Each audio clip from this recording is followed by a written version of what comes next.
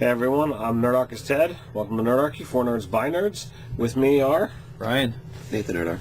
And today we got a GM 911 from Michael Paul Owen, and he wants to know about how to prep for session 1. But before we get into that, jump down to the description below, click on the link for the newsletter, sign up. It's a great way to get cool stuff, possibly learn how to game with us. So with that, what do you guys think? Session 1. I was thinking a big deal with session 1 is... Oh, this is for... Specifically, you said for homebrew, right? Yes, specifically for homebrew. So, major thing with the homebrew that I've found is you're usually really excited about your own thing that you made. Mm-hmm. And a person can have a tendency to go into depth about things that don't really matter right then. Okay. It's just like the same as a writer writing like 5-page about something that really doesn't... it's a monologue. It's a monologue. So, I would say, as much as you can... show the players and don't just go on about. If you start info dumping on them about stuff, then you're on a bad way. Even if it's not in the beginning of your game, so if you're gonna make like a 5-page document about world history, expect 0 of your players to read it. Absolute 0.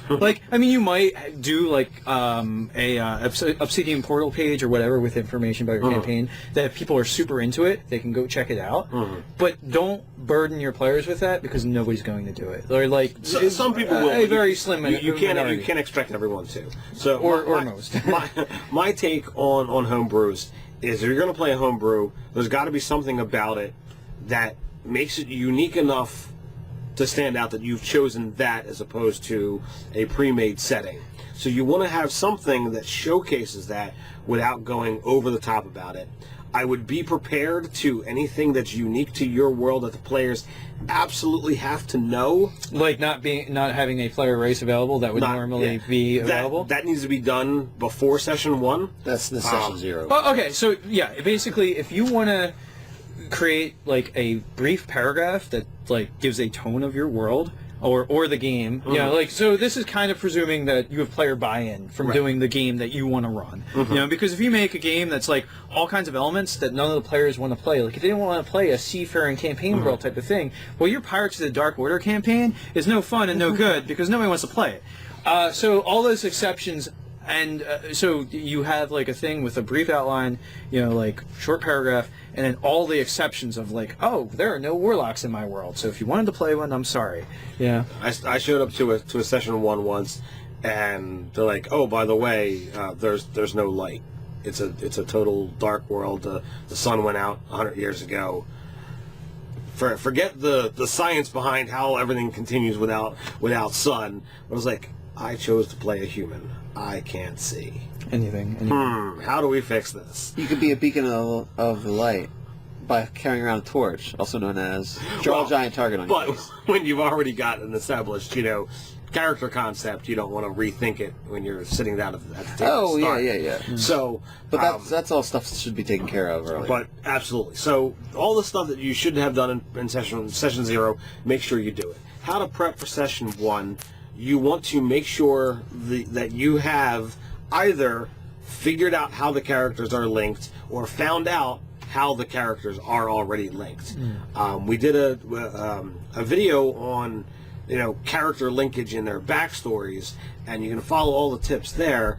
But if you're not seeing it yet, or we haven't released it yet, it's one of those things that you as the DM are writing the story. So there should be no reason why you're forced to then go through the painstaking process of linking all the characters together. Let the players do that for you. Let's say they didn't. Let's say they didn't. Well, then you have the ability to just say, you know what? You didn't do any work, so therefore I'm going to give you the trope. Fast time it. Don't spend the entirety of your... This is a mistake we've made over and over again. The bringing the party together. Basically the first session being that. I mean, all right. No one wants to sit at the table for an hour and 45 minutes waiting for their chance to actually engage in the game. I mean, how many times have we gone through it, and it's so old hat that you just kind of want to skip ahead to you guys tertiarily know each other, or you have that first encounter be the thing that brings the party together. Like maybe the tavern's attacked by a horde of goblins or whatever. Well, the guys that stand up and fend it off the most effectively is your adventuring party. Look at that. How you guys start talking together and maybe we should join together, join forces. It's easy to put forth an event that everyone is at or near that then brings the party together because they're all reacting to something that happens. Yeah. Dave's campaign that he started, he had everyone, he did work to make sure that everyone was in the same place for an event. For an event. Yeah. Now, he did a lot more work than some other times where it's like, oh no, you're all just here. You figure out why. And those things are fine because when it comes down to it, yes, you can spend hours getting the party together, and people are like, man, that was epic. But you know what's even more epic? Having epic adventures? Sitting down and just getting the game going so you can take part in the storyline together. So, other things that you can do to plan for session 1. Well, so if there's some major thematic elements of your world or of the campaign, you should start to either bring that in or foreshadow it. Okay.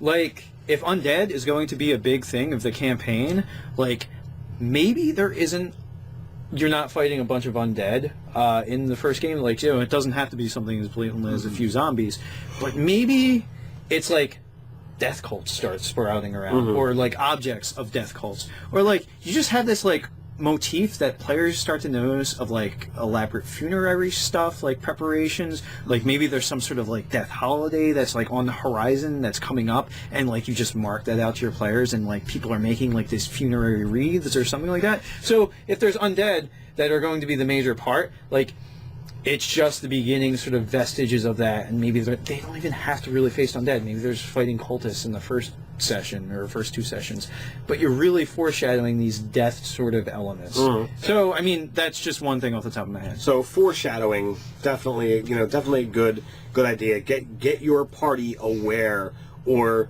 if they're paying attention, aware of the possible themes that could possibly come up. And this is partially in session 0 too, where like the idea of like, yeah, we are going to ultimately be playing a very undead heavy campaign, because you want your bard that influences intelligent human beings, like, is not going to be very useful in those sort of set of circumstances, whereas some others are going to be a much more, your cliche cleric is going to be, or paladin is going to be very handy against Absolutely. undead. So just some things to consider. What about you, Nate?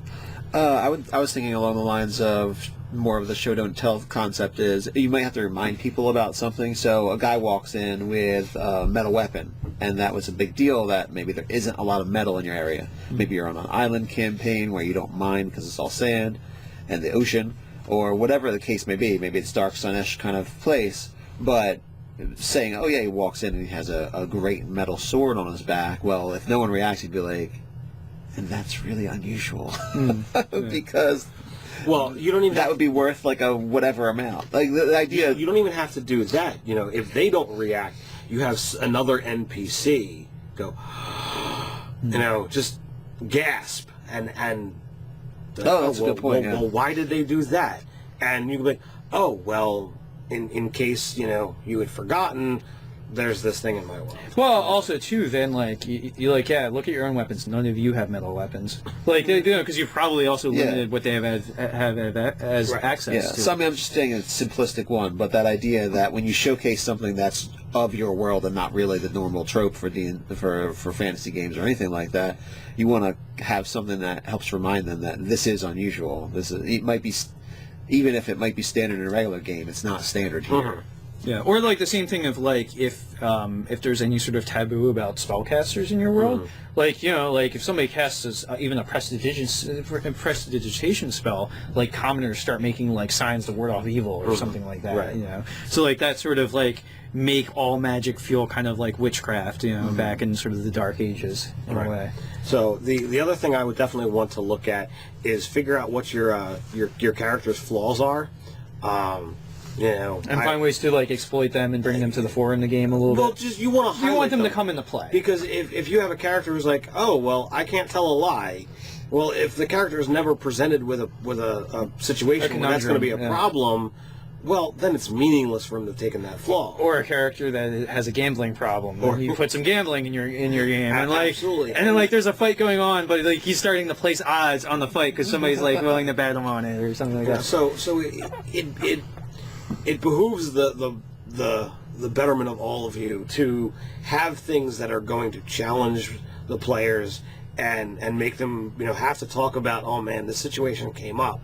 So if you don't have all of these things figured out, your game is just not going to be as good, because you want those things that we do all the time. We talk about gaming stories. Hey, do you remember when this happened? Do you remember when that happened? And if you've got people who love the tabletop, we always have those fallback moments, and they're great. You got any last pointers? I guess like anything that your players want to see in the game, figure out if there's a way you could reasonably accommodate it, if it sounds cool, or something that they can work toward. So you have, like, if somebody wants to be a dragon knight or whatever, you have some sort of organization that could eventually lead to it. Right. You as a first level PC aren't going to be a part of it as of yet. Right. Like maybe you're just a page that you get sent on errand boy sort of missions, which gives you a great quest giver in your game too. So that could be a thing. patron / hook. Right. Yeah. So let us know in the comments below, what do you do to plan for session 1? Put it down there. While you're at it, like, share, even subscribe. You can check us out over on Instagram. Also read the articles over at Nerdarchy.com. So until next time, stay nerdy.